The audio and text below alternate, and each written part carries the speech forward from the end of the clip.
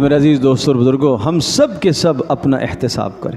ظہر الفساد فی البر والبحر بما کسبت ایدی الناس لیذیقہم بعض الذی عملوا لعلہم یرجعون۔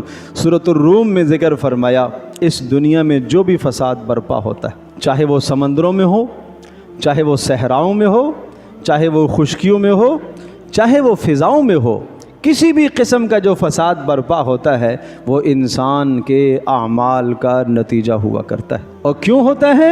یہاں پر بھی یہی فرمایا لیذیقہم بعض الذی عملوا، تاکہ اس کے بعض گناہوں کی سزا ہم اسے دیں اور یہ ہماری طرف واپس پلٹے۔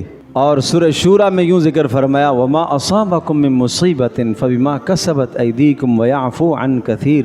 اور جو تمہیں اس دنیا میں مصیبتیں پہنچتی ہیں یہ تمہارے اعمال کا نتیجہ ہیں، لیکن بہت سارے تمہارے گناہوں کو تو اللہ درگزر کرتا رہتا ہے۔ وَلَوْ يُؤَاخِذُ اللَّهُ النَّاسَ بِظُلْمِهِمْ، اور اگر اللہ تبارک و تعالیٰ سب گناہوں کی وجہ سے تمہیں پکڑنا چاہے تو اس دھرتی پر ایک جاندار بھی زندہ نہیں بچے گا۔ یہ تو اللہ کی مہربانی ہے، کچھ گناہوں کی ہلکی پھلکی سزا اللہ دے دیتا ہے، اس لیے دیتا ہے تاکہ یہ واپس پلٹ آئے۔